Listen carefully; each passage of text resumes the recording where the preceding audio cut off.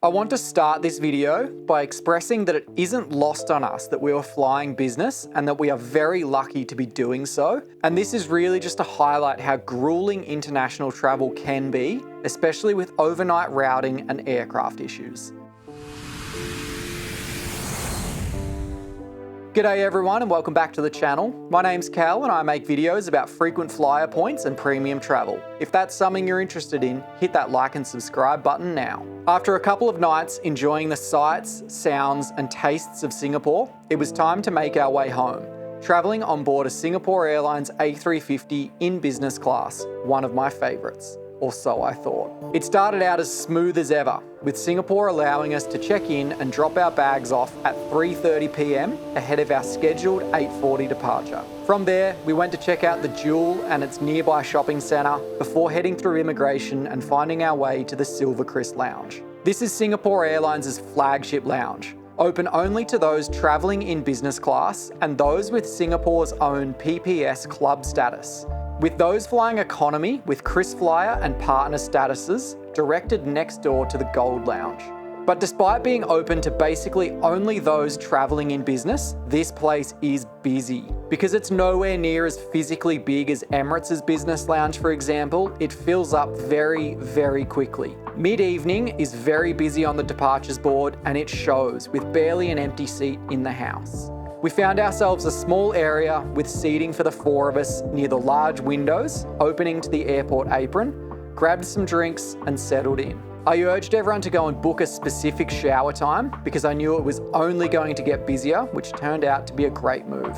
The lounge has two large buffet sections, a self-serve bar and a fully manned bar with a great list of cocktails, but for dinner we treated ourselves to the live cooking station, offering both prawn hockey and noodles and pasta, before heading off to my pre-scheduled shower.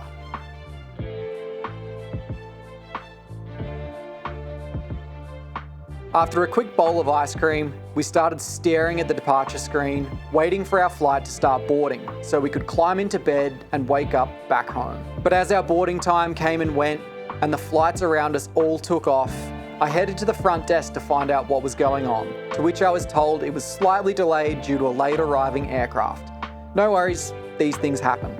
About half an hour after the scheduled boarding time, we heard the lovely words over the PA that our flight was now ready for boarding. So we packed up and made our way down to the gate. After getting through the gate security and noticing absolutely no movement from any of the passengers and staff, we took a seat. After about 5 minutes, we heard this call. Already at the new departure gate at gate A11. Due to an aircraft issue, they had to find a new plane. Now, I'd rather have a safe plane to fly on, so this isn't a huge issue. But it did strike fear in me that we were going to have to sit in this glass cage for another few hours. But luckily, since it was now going to be at a new gate, we were allowed to leave. So we made our way back to the lounge. At this point, we were still counting ourselves lucky and very thankful that we did have a lounge to go to.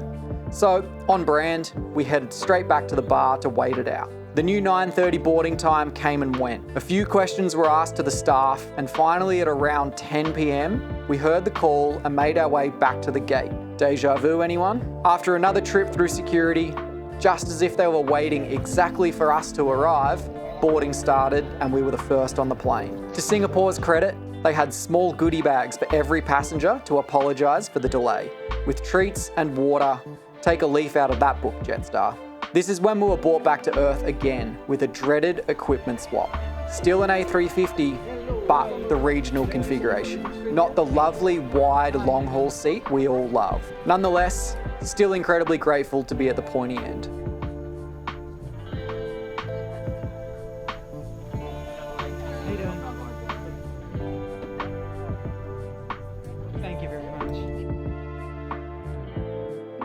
After a pre-departure champagne and confirmation of our pre-ordered meals, which I'm impressed they were still able to do after the aircraft change, it's time to have a look around the seat. Based on a staggered 1-2-1 configuration, with seats either closer to the window or the aisle, you definitely want to choose those closer to the window for the extra privacy. The legroom is okay, with a small padded footrest with storage underneath and a larger cubby for your feet when you're in bed mode.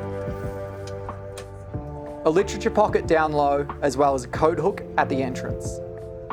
You have an in-flight entertainment controller that pops out next to you, as well as a touch panel above to control the seat and the lights. Above the side shelf is a headphone hanger and a cubby containing a bottle of water, headphones, the in-flight menu, and the charging ports. And a silly little mirror. At your sides are two armrests that fold down to widen the bed in bed mode and some reading lights over your shoulder. The seat also has the car type 3-point seatbelt.